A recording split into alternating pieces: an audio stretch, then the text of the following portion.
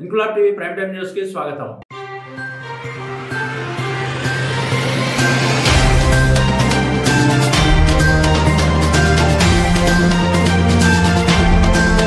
RG1 area GM కార్యాలయం వద్ద ప్రపంచ పర్యావరణ దినోత్సవ వేడుకలను నిర్వహించారు. ఈ కార్యక్రమానికి ముఖ్య అతిథిగా RG1 area GM Lalit Kumar హాజరై మాట్లాడుతూ జూన్ 5 పర్యావరణ దినోత్సవ వేడుకలు నిర్వహిస్తున్నామని, పర్యావరణాన్ని కాపాడడం ప్రతి ఒక్కరి బాధ్యత అని, ప్రతి ఒక్కరు తప్పనిసరిగా పర్యావరణ పరిరక్షణకు పాటుపడాలని తెలిపారు. ప్రస్తుత పరిస్థితుల్లో భూతాపం విపరీతంగా పెరిగిపోతుందని, దీని నివారణకు అధిక మొత్తంలో మొక్కలను నాటాలని, మనం పీల్చే గాలి, త్రాగే నీరు మరియు పంచభూతాలను మనం ఏ విధంగా కలుషితం చేస్తున్నామో ఒక్కసారి ఆలోచించుకుని వాటిని మనం కలుషితం కాకుండా నివారించి పర్యావరణాన్ని, ప్రకృతిని కాపాడుకోవాలని సూచించారు. సింగరేణి సంస్థ ద్వారా మొక్కలను నాటమే కాకుండా వాటిని పునరుజ్జీవం కూడా కల్పించాలని, సింగరేణి పరివాహక ప్రాంతాల్లో అత్యధిక శాతం మొక్కలను నాటుతున్నామని, ప్రతి ఒక్కరూ కూడా ప్లాస్టిక్ వాడటం తగ్గించి పర్యావరణాన్ని కాపాడాలని సూచించారు. అనంతరం GM కార్యాలయ సిబ్బందితో పర్యావరణ పరిరక్షణకు ప్రతి ఒక్కరూ పాటుపడాలని ప్రతిజ్ఞ చేయించారు. ఈ కార్యక్రమంలో GM క్వాలిటీ వైద్య ఎన్విరాన్మెంట్ అధికారి ఆంజనేయ ప్రసాద్, CMO AI శ్రావణ్ కుమార్,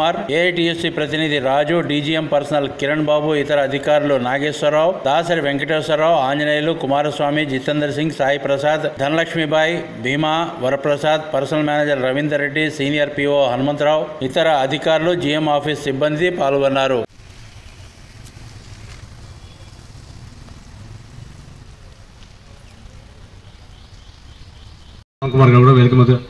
వేదిక వద్దకు రావాల్సిందిగా కోరుతున్నాను, ఆహ్వానిస్తున్నాను. AGM E&M శ్రీ టీవీ రావు గారు వేదిక వద్దకు రావాల్సిందిగా కోరుతున్నాను. అలాగే AGM civil quality Shri P Nageswara Rao గారు వేదిక మీద సాధారణంగా ఆహ్వానిస్తున్నాను. అలాగే ఇక్కడికి విచ్చేసిన ఉద్యోగులందరికీ కూడా శుభోదయం.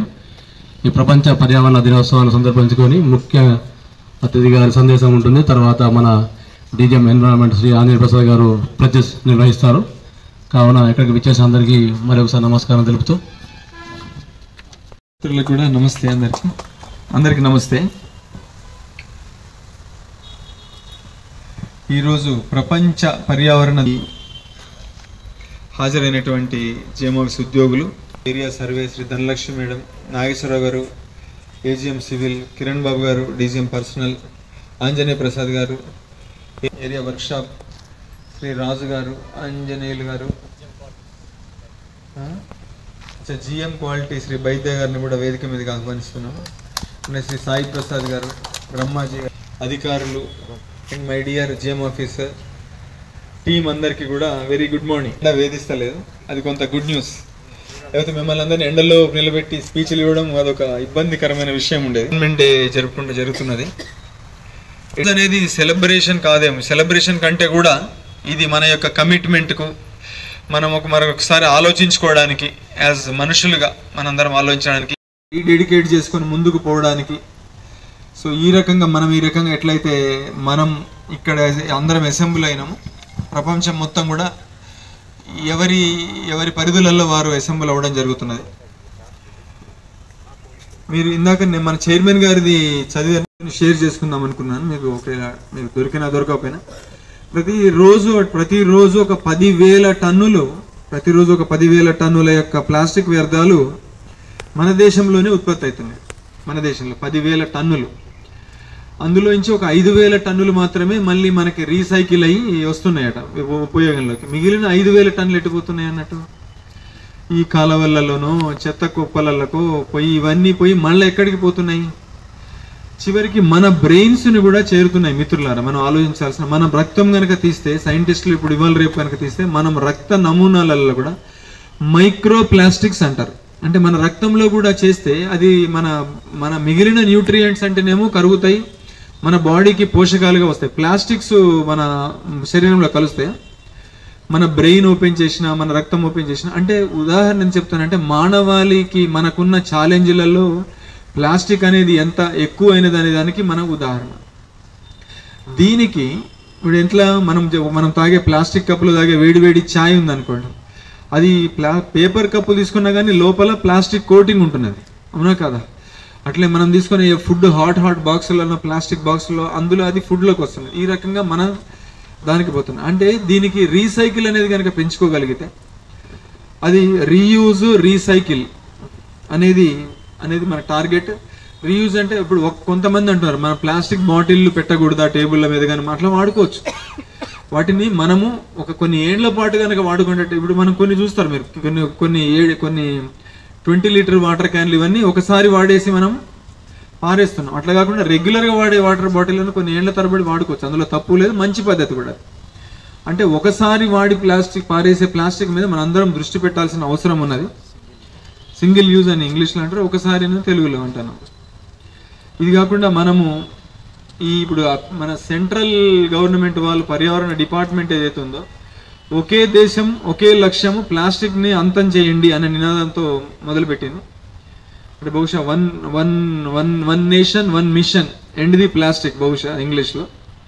Life style for environment life అనేది మన మోడీ గారు చేసిన సందర్భంగా ప్రపంచం మొత్తాన్ని అంటే లైఫ్ స్టైల్లో మార్పులు తెచ్చుకోవడం, సింగిల్ యూజ్ ప్లాస్టిక్ని వాడడం నిషేధించడం కానీ, మనం వాడే ఫంక్షన్లలో కానీ, మన ఇళ్ళలో చేసే ఫంక్షన్లలో కానీ, మనం ఆఫీసులలో చేసే వాటిలలో కానీ ఈ రకమైన మార్పులు తీసుకురావాలని ఇచ్చింది. చాలా ప్రపంచం మొత్తంగా అది చాలా పేరు పొందింది లైఫ్ స్టైల్లో మార్చుకోవడం. ఎందుకంటే ఒక మనిషిని నేను చేస్తే ఒక బాటిల్ని నేను నివారించగలుగుతాను అనవచ్చు. బట్ ఇక్కడ ఉన్న మనందరం చేస్తే సుమారు మన 4000 మంది ఉన్నాం, 4000 ఉద్యోగులు. సింగరేణి వ్యాప్తంగా అయితే మనం 1,00,000 మంది మన ఫ్యామిలీ. సో ఈ రకంగా ఒక బాటిల్ ఒకళ్ళు సేవ్ చేయగలిగితే 1,00,000 బాటిళ్లను మనము పర్యావరణంలో కలవకుండా చేయగలుగుతాం. ఈ రకమైన సమావేశాల ద్వారా కానీ, మనము అనుకోవడం ద్వారా కానీ, చిన్న చిన్న మార్పులు చేయడం ద్వారా మనందరం యాజ్ ఏ టీమ్ సింగరేణిగా ఎంతో మార్పులు తీసుకొచ్చే అవకాశం ఉన్నది. ఇది కాక వృక్షాభియాన్ 2025 నాడు మన ప్రధానమంత్రి గారు ఇంకోటి ఇచ్చారు, ఏక్ పేడ్ మాకే నామ్. అంటే మన అమ్మని ఒకసారి గుర్తు చేసుకొని ఒక మొక్క నాటడం. సో ఇది ఈ సంవత్సరం మనం కూడా చేద్దాం. మీ అందరినీ కూడా నేను రిక్వెస్ట్ చేస్తున్నా, ఈ సంవత్సరం మన దగ్గర కూడా పెద్ద ఎత్తున మొక్కలు నాటబోతున్నాం. మన దగ్గర ఎన్ని ఎకరాలు, ఎన్ని మొక్కలు? ఆర్జీవన్ ఏరియాలో ఎన్ని ఎకరాలు? హెక్టార్స్. అంటే సుమారుగా 1000 ఎకరాలలో మొక్కలు 4 లక్షలు.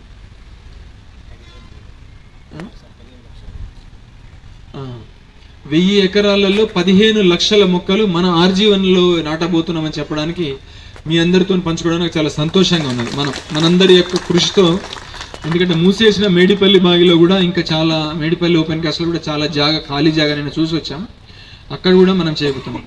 ఇది కాక సింగరేణి ఇప్పటిదాకా సుమారు 15,000 హెక్టార్లు అంటే 40,000 ఎకరాలలో 5.5 కోట్ల మొక్కలు నాటామని మనందరికీ ఇది గర్వించదగ్గ విషయం.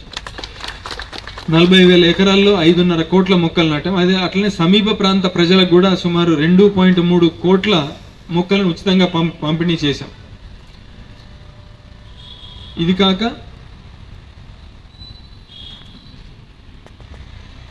వివిధ ఏరియాలలో 1500 ఎకరాల్లో 40 లక్షల మొక్కలు మనం నాటబోతున్నాం.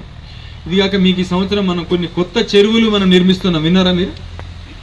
ఆర్జీ1 తరపు నుంచి 7 చెరువులను మనం మేడిపల్లి సమీప ప్రాంతాల్లో 7 చెరువులు చేస్తున్నాం. ఇది కాకుండా మన చుట్టుపక్కల ఉన్న దాంట్లో 14 చెరువులను కూడా పూడిక తీసే అది కూడా ప్రణాళిక పెట్టుకున్నాం. అది కూడా తొందరలో చేయి.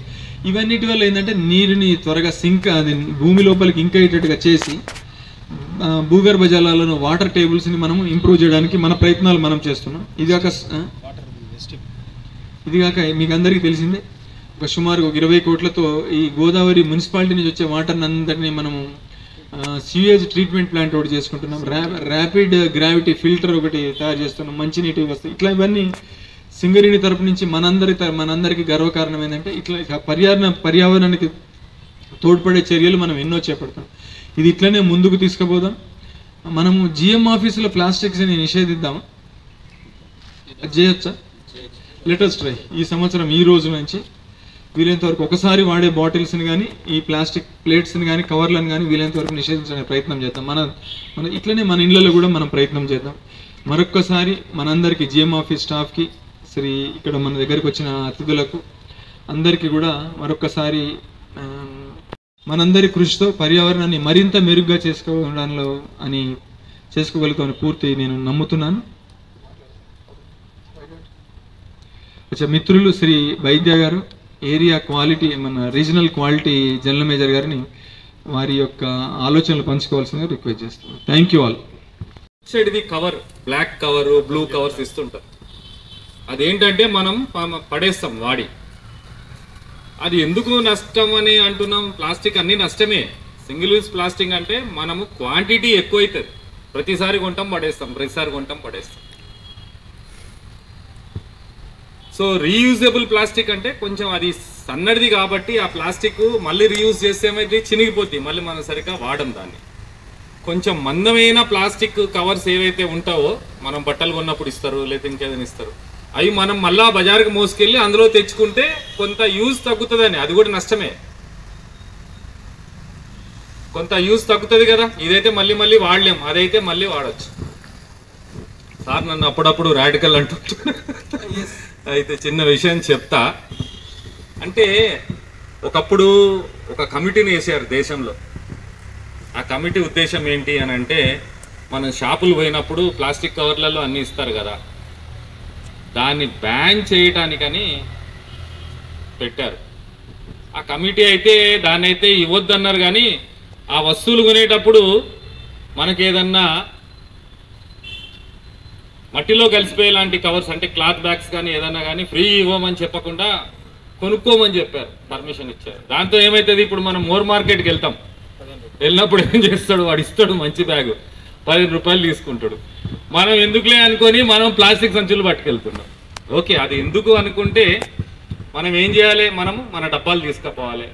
మార్కెట్కి వెళ్ళినప్పుడు మన కంపెనీ ప్రతి సంవత్సరము క్లాత్ బ్యాగ్స్ ఇస్తున్నారు, కానీ మార్కెట్కి పోతే మన ఎవరి చేతుల్లో సరిగ్గా క్లాత్ బ్యాగులు కనిపించవు.